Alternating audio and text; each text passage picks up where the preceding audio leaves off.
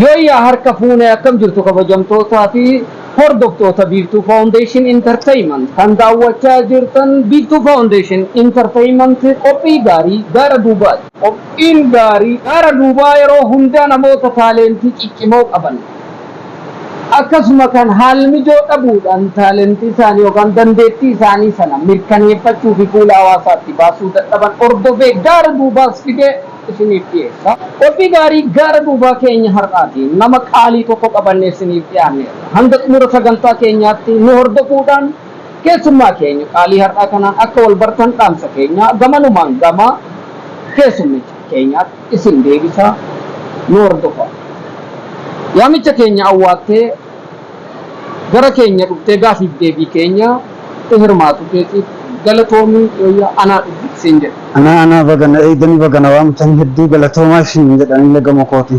Egaa mee daawwattoonni keenya si haa baranii ati eenyu eessatti dhalatte eessa jirta daawwattoota keenya. Ani nagaa qaba isin nagaa qabdu kan alaaf kan biyya Oromoonni hunduu kan asiif kan achi kan jiru halaalaa kan baadiyyaa keessas kan jiru magaalaa dargaggoo shamara jaarsaa gadamoojjii kan arsiif kan baale kabaddaaf gammoojjii nageenyi koo kun qilleensarraan taree bu'aa bahii cehe galaana daakii addunyaa naannahee sin haa qaqqabu lafa jirtanitti ilmaan Oromoo anansiif Oromooti. Egaa gaafii keenya itti aanu yeroo odeeffannutti taalentiiwwan gurguddaa garagaraa inuma darba barreessaa walaloo akkasuma yeedaleessaa nama sirba siingilaa hanga albama guutuutti namaaf laate yeroo dheeraa artii Oromoo guddisuuf barreessaa ture ta'uu kee odeeffannee jirra. Yeroo baay'ee walaloon kee hatamurraa kan ka'e nama qubee mataa isaa bocee kan dubbifamaaf dubbachiiftuu qabu kan waan hunda guuttate bocee ofii isaatii itti fayyadamu ta'uu kee odeeffanne. Inni kun dhuguma meerraa nu ibsa. Dhuguma yeroo baradhutti walaloon kee harca'ee na jalaa bu'uudhaan barattootaan hatamee deebisanii anumarratti dubbisuudhaan taa'ee laalee dhimma kanarratti akkamitti ciitii kana dhoysuu qaba ka jedhu wanni na baasu wanni ciitii kiyya kana dhoysuu danda'u maali jedhee of gaafadheeti mala tokko argadhee qubee mataa kiyyaa hojjetuu qaba jedhee of amansiise hayaa jedheeti luukii irratti yaalee qubee kana hojjedhee yeroo 38 akkas hojjedhee 39ffaa irratti immoo 40ffaa irratti hin taate jedhee of amansiise bara 1998 akka lakkoofsa Itoophiyaatitti ergasii isiin barreessaa isiin dubbisaa. Mee maqaan qubee keetii maal jedhama? Qubeen sun qubee qaadaanaa jedhama. Qaadaanaa. Dubbifamaa mataa isaa qaba, dubbachiiftuu qaba, dachaa qaba. Qubee 30 wayya akkuma qubee afaan Oromooti. Inumaa qubeen Oromoo kiyyata harka kiyyaan ambocetan. Maaliif jennaan? Maaliif mee akkamitti qubeen afaan Oromoo afaa caadaan hin jiru yookaan ABCD? Gaafii gaariidha. Amma kan nuti qubee teenya jennee irratti wal fixaa jirru qubee abbaa biraati teennaa miti amana hundi keessanuu maaliif jennaan qubee fanjiin jettuun nu asitti A jennaan kajarri B jettuun baa jennaan kajarri jettuun nu caa jennaan keennaa miti ka ooroo hin bocan maqaa jijjiirame malee keenna ka jettee Oromoof Oromiyaan irratti wal falmuu dandeettu qubee harka kootiin hojjetame kan dhugaan jirtuun leettan. Namni shan biyya Oromiyaa kana keessa naannoo kutaa Baaleetti namni shan akka qubee kee kanaan barreessee dubbisuu danda'u barsiisota dabalatee qeerroowwan naannoo quba qaba. Dhuguma. Baay'ee dhuguma. Sirriitti odeeffatteerta odeeffannoo kana. Tokko keessaa ana dhugatti jechuudha qubee kee kanaan barreessee kan dubbisuu danda'u akkasuma barsiisota lama beeka. Kaawwan gaasee yoon odeeffate malee hin beeku. Eegas booda immoo walaloo kee hatuun jira. Hin dhaabbate achi booda.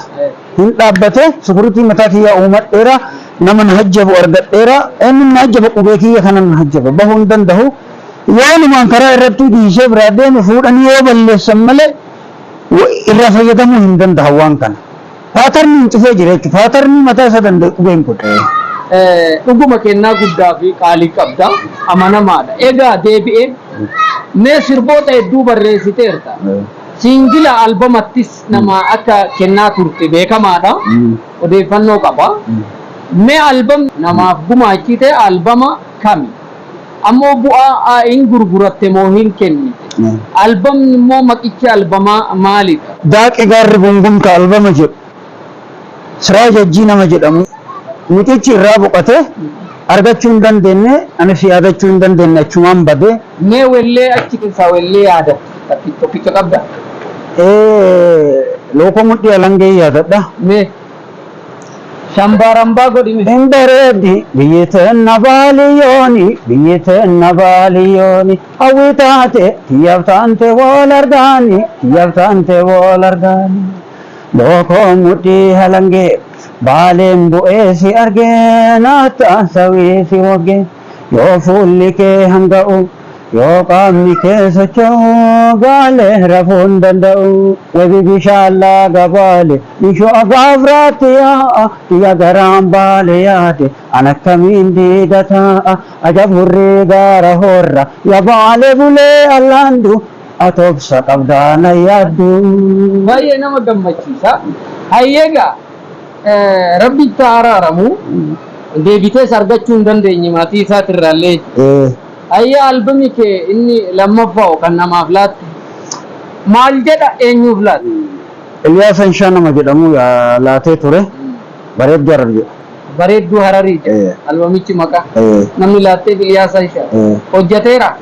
Hojjeteeti saampila isaa guutuu albamni akkuma jirutti hojjetee xumuree irraa badee waraabbiin garuu istuudiyoo jira hanga ammaa. Sirba bareedduu Harar jedhu san keessaa wellee lama yaadadha. Mee sirba sana keessaa sirba Wallooti miidhin dubartii kan jedhuu fi akkasuma sirba Jimma roobe karaa lixaa Jimma goommarraan jedhu dhageenanillee jechuudha. Mee sirba kanneen lamaan shambaarambaa godhu. Yaadachuus hin danda'u garuu waa'ee sirba dubartii kana eegalaana jiituudha. Eegalaana jiitu bihaara teenya dubartiin miidhina isaan qaama kenna dubartii faaya uumamaati dhiirti dhiiran dhaltu dubartiin alatti miidhin saba koo dubartii miidhin waa fursiisaatti yaadachuu hin danda'u. Abbaa jaraa kan ammoo gaduma qabdee beekta. Ajaa'ibatti ammoo. Ajaa'iba waan addaa ayyee galatoomi. Galatooma asiin. Egaa mee kana hunda gumaachiteerta ufii kee albama yookaan singilaa ta'u waan hojjette qabdaan gaarra. Ibrahim Said biratti hojjedhee ture. Bara meeqa? Yeroo dhiyoodha 2013 jechuudha. 2013 akka lakkoofsa Itoophiyaatti. Ayyee mee maal jedha albamni achitti hojjete? Albamichi goota jajjabee jedha. Mee shambaarambaa godhi. Gadhiifameera Oromoo bira ga'e? Lakki Oromoo bira hin geenneeti. Gadi hin dhiifamne? Gadi hin dhiifamne. Ayyee mee? Nama diddiigama gargaaree anan guddaa ta'e jabaatu riixagii ta'e diddiiguus warra mootii jabaatu. Namatti tola hojiin kee hundi hojii boonsaa fi akkasuma saayinsii muuziqaa guutuu qabudha. Egaa mee mudannoo cimaa si mudate hanga ammaatti? Mudannoon baay'eedha kana mudate beekta. Baay'eedha. Guyyaa tokko waltajjii irratti walaleessaa jiru akka jaba anis miira seenee jira hawaasnis tuqame miira seene na wajjin qabattoon narraa cite beekoo qabattoon cite akka jabaatti surren yaada jedhee narraa cite tooftaa fayyadame yoon ummata kan afatti gadhiise surreen hin buuti ni qaanfadha gaafa qaamni saalaa fi gafadhe bahani Atuu milkaa'e anis ummannis milkaa'e jechuudha kanumaafi godina baalee aanaa agaafraatti narraa cite maayidiif lafa kaa'eeti akkuma nama daansii walitti deeffadhe achumarraa itti fufe cituu koo nama tokko qofatu natti naqe hidhannoon koo achi narraa bu'e. Ayyee kanumaan xumurraa galatooma.